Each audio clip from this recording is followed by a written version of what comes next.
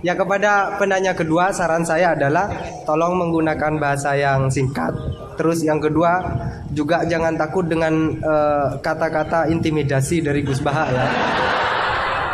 Karena menurut Dale Carnegie itu narasumber yang baik adalah yang mengintimidasi audiennya. Itu adalah salah satu ciri narasumber yang baik. Dale Carnegie mengatakan begitu. Gus nonton saya, beliau mungkin baca Dale Carnegie. Tapi kalau beliau tahu Dale Carnegie ya.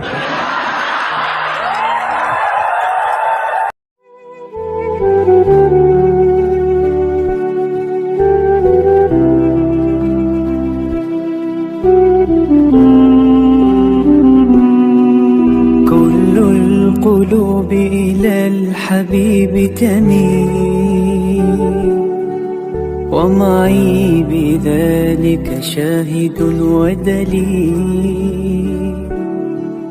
أما الدليل إذا ذكرت محمدا فترى دموع العاشقين.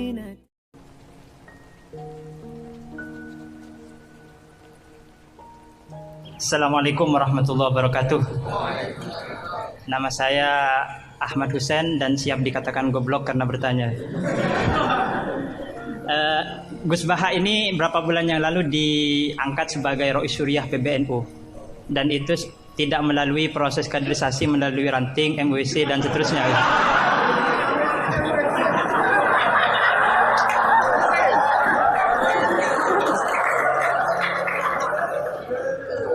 Padahal Ustadz Khairuddin ini di sini paling alim, tapi beliau masih jadi MWC gitu.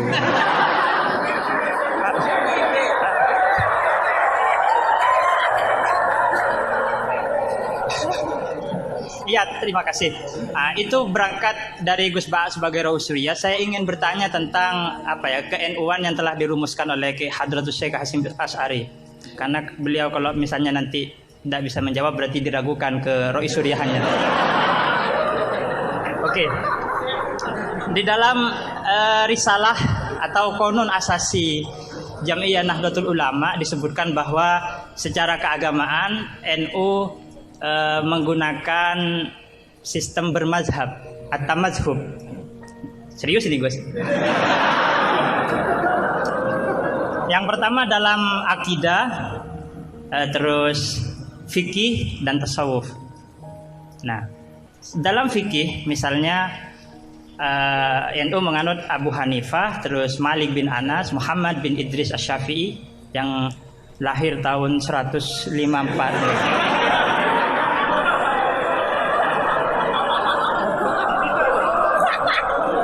Wafatnya tahun 205. Akhirnya berapa? 154. Mungkin kitab saya ditahrif itu, Gus. Apa? 63. Oh iya. Ya intinya umurnya pendek.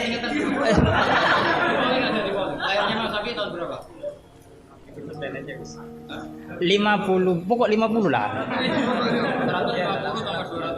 Iya, 204. Kalau Al-Ghazali wafat 505. Nah, iya. Ya, pertanyaannya gini, Gus. Pertanyaannya gini, bahwa sistem bermadhab NU itu yang pertama adalah Al-Quran, As-Sunnah, Ijma' dan Qiyas. Sementara dalam aspek lain, NU menganut mazhab Abu Hanifah, Malik bin Anas, yang mana salah satu masodirul ahkamnya adalah misalnya Abu Hanifah menggunakan istihsan, Imam Malik menggunakan amalu ahlil Madinah. Nah, ini seperti ada kontradiksi atau kontradiksi interminus istilahnya itu.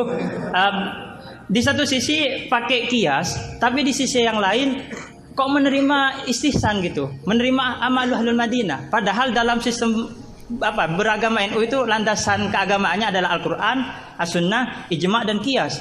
Tapi di dalam ruang lingkup yang lebih dalam bermazhab Abu Hanifah, itu Abu Hanifah menggunakan istihsan. Ini perlu ditambah rumusan Ahlus Sunnah wal Jamaah, atau saya yang salah memahami gitu. Jadi yang dimaksud Qiyas di situ apa, Gus? Kalau misalnya kias hamlu maklumin ala maklumin sebagaimana dalam Goya halaman berapa ini? Terima kasih. Jadi yang dimaksud kias dalam rumusan Ahlussunnah wal Jamaah itu gimana? Karena masih ada istihsan gitu kan, ada kontradiksi gitu. Kok kias diterima, istihsan juga diterima gitu. Terima kasih. Semoga Gus Baha paham ya. Ini yang semoga yang nular itu bukan hanya GR-nya ya, tapi juga ilmunya beliau semoga nular. Amin. Saya persilahkan kepada Kiai. Enggak dijawab gurunya aja cukup. Ini siapa? Abdul Wahid. Yang ini. Husain. Tapi enggak cucunya Nabi yang Husain.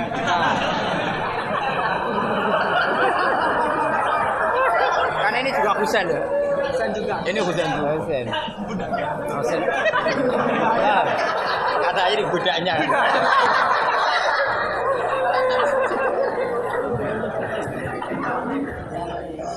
Ini yang jelas ini hari ini benar-benar kacau.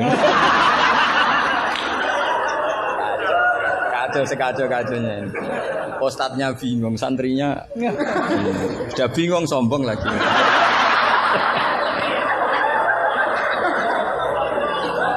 Yang boleh sombong tuh yang sudah ada bingung-bingung.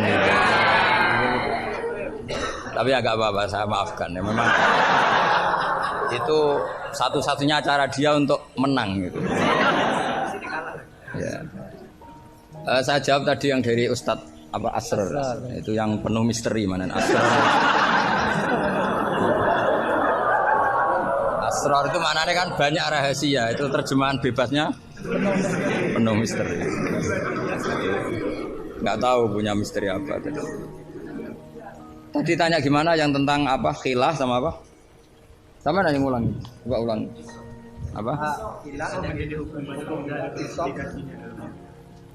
Begini ya, kitab Sajaratul Ma'arif tadi kutipan Anda tak luruskan. Itu tagnya di Sajaratul Ma'arif saya hafal. Judulnya itu la yutrakul haqqu li ajlil batil. Iya enggak? Itu mesti persis begitu. Yang kamu tadi pasti tidak persis. Saya ini hafal Quran, jadi ingatan saya normal.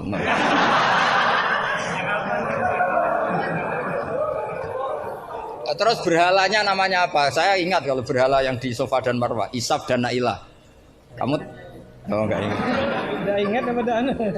Gitu kok jadi guru.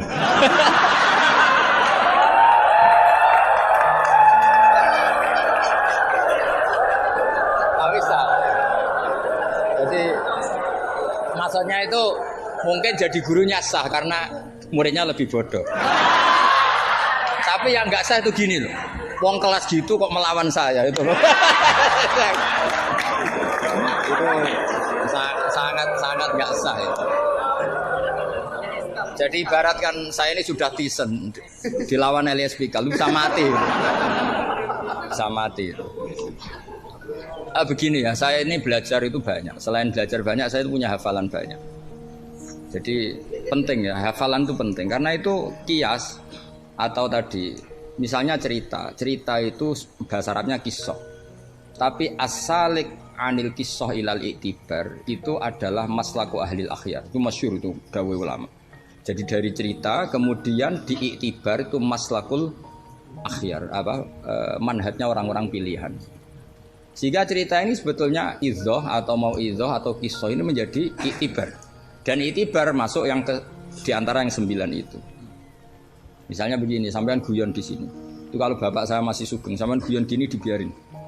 Bapak itu pernah sama saya mau manggil santri, kemudian di kangkang itu baru guyon, itu bapak balik. Kembali ke dalam nggak jadi manggil, padahal mau manggil karena ada tamu disuruh melayani tamu. Kata bapak gini, Pak kenapa kembali? Santri itu fakir radhi duit. Kok iso guyon itu barang mewah. Maka mengganggu itu haram katanya. Wong fakir ngono kok iso seneng itu luar ya. Mengganggu kesenangan orang fakir adalah dosa. Makanya kalau sampean GR mengalahkan saya monggo mawon. Karena itu satu-satunya cara sampean untuk merasa apa? Menang. Saya tidak usah merasa menang, sudah pasti menang. Merasa tidak merasa sudah menang. Ya coba polling saja. Gus Bah sama Ustaz Asrar alim mana? Saya tidak usah jawab.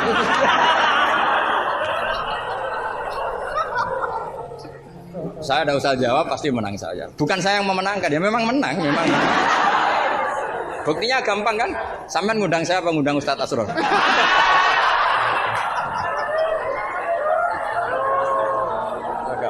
Jadi yang angkuh itu sampean, bukan saya kan, bukan saya. Jadi iktibar itu maslaku ahli akhyar. Termasuk yang saya kagum dari kitab Syajaratul Ma'arif adalah ketika malam itu ada rapat, dengerin ya, malam itu ada rapat bahwa besok Musa harus ditangkap. Di antara yang rapat itu adalah ada rojulun sing yaktumu imanah, yang disebut waqala rojulun min ali fir'aun apa yaktumu imanah. Karena dia ikut rapat, kemudian dia bocorkan ke Nabi Musa ya, wajah apa min aqsal madinati seterusnya itu yang innal mala ya'tamiru nabika. Itu wajah rojulun min aqsal madinati apa? Yas'a. Qala ya Musa innal mala ya'tamiru nabika. Itu si rojul ini pagi-pagi, mungkin bukan pagi ya, setelah rapat itu langsung bergegas nemui siapa? Nabi Musa, besok kamu akan ditangkap oleh tentara dan kamu akan dieksekusi. Kamu kok tahu? Saya ikut rapat. Tapi karena dia masih yaktumu apa? Iman. Itu kan cerita ya, kita sepakat ya. Itu apa? Cerita, kisah. Tapi Imam Izzuddin bin Abdissalam yang punya gelar Sultanul, enggak keliru, Sultanul Ulama. Oh, coba. Ini mesti salah gurunya. Sultanul apa? Ulama. Ya. Yang penting kita jangan sampai jadi Sultanul Juhala. Karena ini belum ada presidennya. Raja Wali sudah ada Abdul Qadir. Raja Ulama ada Izzuddin bin Abdissalam. Kayak Raja Bodoh itu terlalu banyak. Makanya kompetisinya susah ini karena terlalu banyak yang jadi apa? Nah, ternyata oleh Izzuddin bin Abdissalam yang diambil contoh itu yas'anya. Maka di ayat itu beliau mengebabkan babul musaroah ila khifdidima. Bab pentingnya bergegas untuk menyelamatkan mengalirnya darahnya seorang mukmin. Jadi yang dia simpulkan dari kata yas'a, bahwa untuk menyelamatkan darah itu ora oleh sakobere, tidak boleh sesempatnya, tapi harus yas'a. Yas'a itu bergegas. Nah itu kan dari kisah menjadi istidlalun fiqhiyun, apa? Menjadi istidlalun fiqhiyun atau amrun fiqhiyun. Allah tidak mengatakan yamshi tapi yas'a. Karena pikirannya rojul tadi jangan sampai menangkapnya Mala'u Fir'aun mendahului larinya Musa. Maka di sini yas'a tidak dimaknani sebagai hanya cerita, tapi kesimpulan secara fikih bahwa untuk menyelamatkan darah itu harus yas'a, harus bergegas. Nah itu contoh. Jadi kalau sampean tanya Syajaratul Ma'arif itu ikut partai mana? Itu ikut partai Itibar. Dari 9 itu ikut partai apa? Itibar. Yang kemudian wakhud biyatika dikhtan. Khilah itu boleh asal dibolehkan Allah. Itu kan bukan Nabi Ayub yang ingin khilah, tapi Allah yang mengajarkan khilah. Nah kalau Allah yang mengajarkan itu menjadi halal berdasar kesalahan masing-masing. Sampean tahu nggak ceritanya Nabi Ayub sama istrinya? Apa setengah tahu? Apa? Oh setengah tahu lah. Ini yang setengahnya tak tambahi lagi. Istrinya Nabi Ayub itu cantik sekali. Karena memang sunnahnya ulama itu memang punya istri cantik. Entah sunnah itu dengan arti kesunatan, entah takdir tidak tahu. Jadi sampean gak usah tanya istri Gus Bak gimana, ikut sunnah itu. Ikut sunnah. Karena nanti kasihan kalau dia istrinya jelek terus alumni dosowan istrinya cantik kan kayaknya ngenes. Oh kasihan itu ya. Yang cantik juga kasihan nyiumi tangan orang yang lebih nggak cantik. Ceritanya sebenarnya gini ya. Dari kejauhan, ya saya ulang lagi dari kejauhan. Itu istrinya Ayub ini ngomong-ngomong sama lelaki ganteng. Padahal itu aslinya Jibril. Singkat cerita, si istri ini karena Ayub ini sudah diembargo masyarakatnya dengan cerita-cerita seperti itu. Pokoknya kita mempercayai versi itu. Setidaknya mengikuti ulama yang mempercayai itu, diantaranya Syekh Nawawi. Bahwa memang Nabi Ayub diusingkan masyarakatnya sampai kesulitan secara finansial, ekonomi dan ketahanan pangan. Terus istrinya itu kerja dapat uang. Suatu saat sampai pada level ekstrimnya, nggak dapat pekerjaan, nggak dapat uang. Kebetulan ada anak raja yang rambutnya itu brodoli, yang nggak punya rambut. Terus disayem bayarkan siapa yang rambut terbaik mau dibeli mahal. Akhirnya istrinya ini menjual apa? Rambutnya. Ya tadi kalau orangnya cantik ya rambutnya cantik. Kalau cantik terus keriting bulat kan susah itu. Kalau keritingnya tidak pas, kalau pas ya tetap cantik ini maksudnya.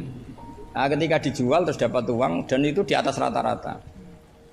Si Nabi Ayub ini curiga. Ya bawaan seorang suami yang punya istri cantik. Kalau jelek kan gak gampang curiga. Terus buder keriting welek kan suaminya gak gampang curiga. Kok dapat uang banyak ini dari mana? Singkat cerita dengan tanda kutip kesalahpahaman ini menjadikan beliau agak latah bersumpah la adribannaki mi'ata sautin, kamu akan saya pukul mi'ata sautin. Akhirnya Allah ini kan yang Ayub ya orang soleh, cemburu itu sah karena seorang lelaki, seorang suami. Pilihan-pilihan istrinya juga sah.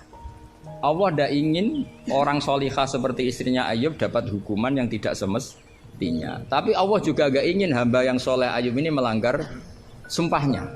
Jadi Allah sendiri yang coro gampangannya memikirkan cara keluar dari sumpah itu. Paham ya? Dan istrinya tidak tersakiti oleh 100 cambuan. Ya 100. Akhirnya Allah bilang gini, ya sudah, kamu pakai lidi 100 saja, cambukkan sekali, anggap saja sudah 100. Itu disebut wahud biadika dikhtam fadrib bihi wala tahnas. Jadi kata 100 tetap 100. Tapi si solihah tadi nggak perlu kesakitan dengan 100 pukulan. Tapi ini yang milih biar Allah, tidak kamu. Kalau kamu yang ngelah pasti kriminal. Jadi ayat itu jelas, wakhud itu khitabun minallah li Ayub, bukan Ayub yang mengkhilah. Makanya ada ayat wa makaru wa makarallah wa huwa khairul makirin. Itu kan seperti Nabi Ibrahim. Nabi Ibrahim itu hanya Allah yang bisa mengilhami seperti itu. Ada raja yang maniak perempuan itu sampai ngirim beberapa mata-mata kalau ada perempuan cantik melintas di daerahnya pasti ditangkap, mau disuguhkan ke rajanya. Suatu saat yang lewat ini Ibrahim dan Sarah, itu cantik sekali. Jadi ini sudah contoh dua, istrinya Ayub ya cantik, istrinya Ibrahim ya cantik. Karena yang cantik sudah jadi istrinya para nabi, mungkin kamu ini yang nggak tahu saya kebagian apa enggak itu. Kalaupun cantik pasti nggak setingkat siapa? Sarah. Sarah itu cantik sekali. Singkat cerita ditangkap. Kemudian Sarah ini mau diperistri oleh raja. Ketika Ibrahim tanya, perempuan ini hubungannya dengan kamu apa? Nabi Ibrahim pinter karena raja ini maniak perempuan. Kalau dijawab suami pasti dibunuh karena suami itu problem. Ya bagi raja yang maniak perempuan ini kan suami itu problem. Tapi kalau saya jawab ukhti, ipar pasti dihormati. Karena kalau dijawab ukhti kan iparnya orang cantik. Kayak Kangkang yang punya adik cantik pasti dihormati ustadznya. Wah itu pasti. Sampean goblok lah punya adik cantik terus ustadz kamu tahu itu aman tak jamin.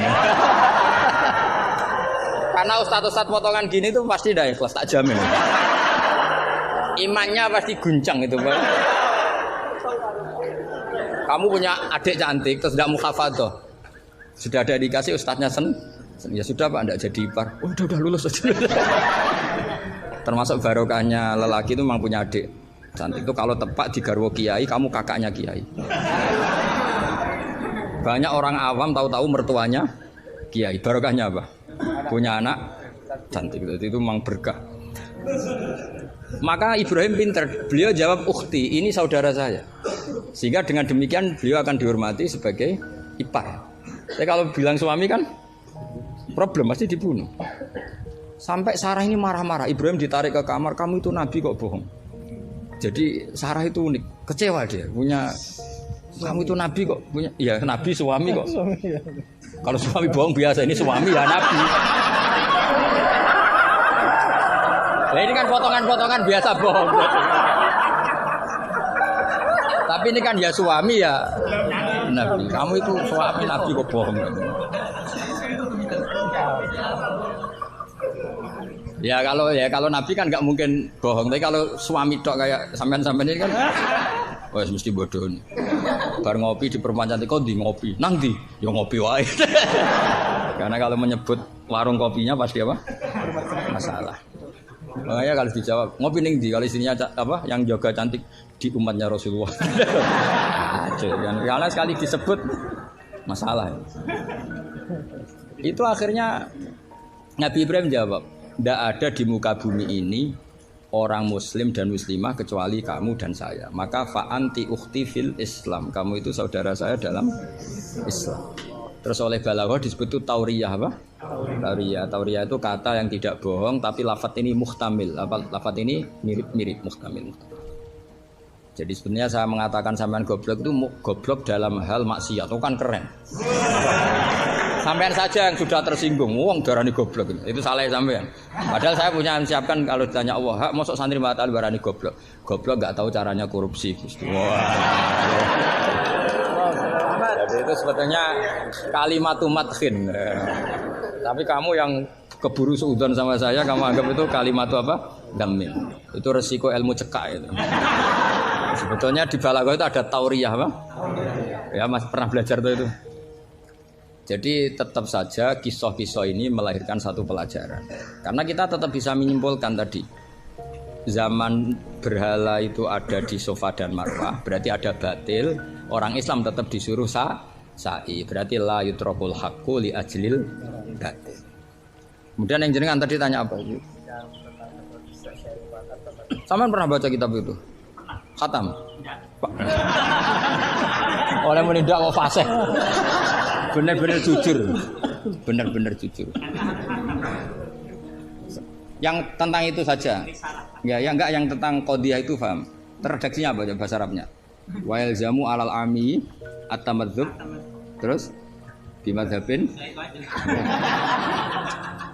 kitab itu yang termasuk mengkaji detail itu saya termasuk saking seringnya mengkaji itu pernah diberi hak keluarganya Basim di kamar Basim yang dipakai ngarang kitab itu dan di kursi yang dipakai Basim ngarang kitab itu. Jadi sudah jauh sekali ini kelasnya. Jadi saya gara-gara neliti kitab itu pernah diberi hak di kamar Basim di kursi yang pernah dipakai Basim. Pas itu yang memberi hak saya masuk itu Gus Fahmi sama Gus Hakim. Gus Hakim itu cucu Basim dari Mbah Maksum Ali yang ngarang apa? Hamzah. Jadi Basim punya putri namanya Khairiyah. Khairiyah ini suaminya siapa? Yang di istri siapa? Mbah Maksum Ali yang ngarang Sorof. Khairiyah punya putri namanya Abidah. Lah Abidah ini yang punya anak namanya siapa? Gus Hakim. Yang panggilannya Gus Kiki sama Gus Fahmi. Saya diberi hak di kamar beliau di kursi yang dipakai beliau. Jadi saya kemarin di Mbah Hamid juga gitu, di Kiai Idris di kamar Mbah Hamid Pasuruan di kursi yang dipakai Mbah Hamid. Karena kalau itu memang sebabnya nasab karena Mbah Hamid sepupu dengan mbah saya kan sama-sama dari Lasem apa? Jadi kalau kamu belajar mengutip, saya ini tidak sekedar mengutip sampai wanak tubuh makodamu apa? Wasarohum itu. Jadi begini loh ya logikanya, kamu jangan terlalu kumo luhur bakas ikhtisan kok kayak wong alim gaya kamu itu sudah kacau-kacau gimana ya?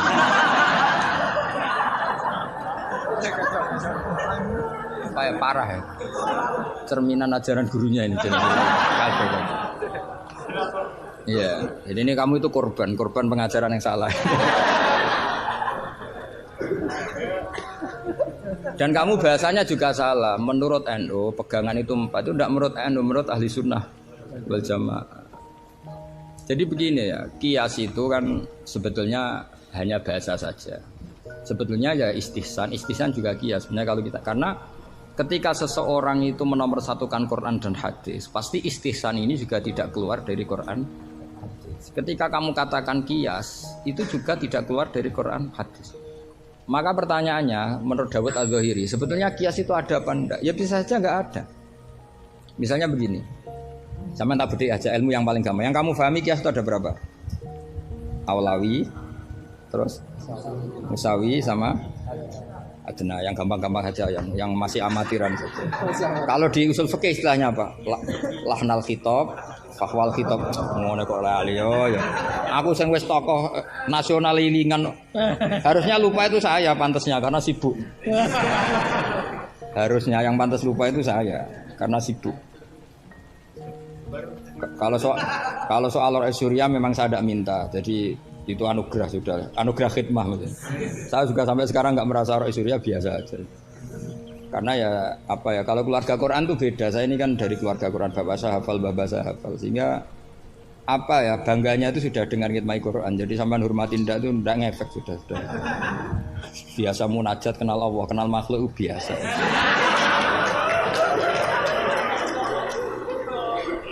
Biasa ma'rifatullah dijak ma'rifatul khalqi. Begini misalnya ya, sampean tak bedheki misalnya gini. Fala taqul lahuma uffin atau innal ladzina yaquluna amwalal yatama zulman. Kita paling gampang kalau kita ngajari Mahat Ali seperti ini, yang gurunya saja meragukan ini, yang guru kepala. Itu kias paling gampang tentu kita katakan gini. Allah mengharamkan memakan harta anak yatim. Ilatul hukumnya apa coba? Ifsad kan? Nah, kalau aklu itu haram karena ifsad, maka ikhraq lebih haram. Kalau ufin yang adnal iza, ya ufin muni janjuk pada orang tua atau hus. Ya. Kalau adnal iza paling ringan saja haram, apalagi nabok, apalagi menterlantarkan orang tua gak dikasih uang sampai utang-utang tonggo itu ya iza itu. Nah, itu terus kita lebih gampang kita katakan tuh kias apa? Aulawi. Tapi itu gampangnya saja. Tapi butuh ulama itu hanya satu. Orang nggak boleh terjebak oleh teks. Kalau terjebak oleh teks seperti saya cerita setiap ngaji itu, di mana-mana saya cerita itu naifnya orang terjebak teks. Yaitu tadi misalnya ada santri yang dilaporkan oleh istrinya ke kiainya, Pak Yai alumni Anda ini sering naboi saya. Nabok itu kan pakai tangan. Karena terus kiainya bilang gini, Cong jogeman naboi istrimu. Suatu saat kalau mau idak pakai kaki, jadi nyadui. Akhirnya istrinya lapor lagi, Pak Yai sekarang ganti model, tidak naboi tapi nyadui. Santrinya dipanggil lagi, lo kenapa kamu masih nyadui? Kan yang haram naboi Pak Yai. Kemarin yang Anda larang kan naboi, kalau nyadui kan belum dilarang, belum ada undang-undangnya kan kira-kira. Nanti yo nendang yo haram pisan, hari berikutnya ngidoni, ngeludahi. Itu kan korban tekstualistik. Kalau dia cerdas, hurmatul idza itu yang haram tuh idzanya, naboi ya idza, nyadui ya idza, meludahi juga idza, membiarkan miskin juga idza. Nah, seperti itu sebetulnya andaikan kita dzauqus salim, sebetulnya nggak perlu itu kita katakan kias apa enggak. Zaman sahabat juga nggak kenal kias, tapi tahu kalau maknanya pasti seperti itu. Pasti maknanya seperti itu. Misalnya kamu ada tamu, jangan suguhi air panas, kasihan. Terus kamu suguhi adem tapi peceren. Sementing nggak air panas. Itu kan santri gila. Jadi sebetulnya dengan atau tanpa istilah kias maupun istihsan, itu adzauqus salim itu pasti tak. Makanya termasuk kitab yang saya kagumi itu Sarah Imriti, Fathur Rabbil Bariyah, itu kitab kecil yang nyarai apa? Imriti atau Maryoto itu kalau yang kalau baca Imriti tidak bisa ya Pak? Maryoto itu. Itu di situ diterangkan fama fatahum illa mujarradul istilah. Jadi kalau kamu tanya kenapa sahabat tidak belajar nahwu, tidak belajar i'lal, tapi mereka punya salikoh, punya tobiah yang menjadikan mereka ya kalau ngendikan ya doroba zaidun amron atau marortu bi zaidin. Tapi mereka kalau kamu tes, misalnya Abu Bakar mbok tes, zaidun jenenge apa? Doroba zaidun amron, terus amron jenenge apa? Ya ora iso pinter sampean mesti. Sampean pinter zaidun fa'ilun marfu'un wa alamatu rafi'i dhammatun dhahiratun wa li annahu ismul mufrad. Amron maf'ulun bih mansubun wa alatun. Mesti ra iso, mesti pinter sampean. Tapi sampean mesti ditertawain Abu Bakar. Karena ditertawanya gini. Kang, pelaku pemukul siapa? Zaidun. Berarti zaidun jadi apa? Fa'il. Ya wis suwi agar subjek bahasa Arabe ya fa'il.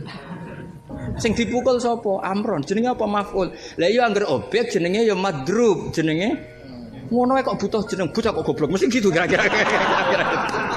Jadi sebetulnya ketika kita punya istilah yo ono naife dhewe.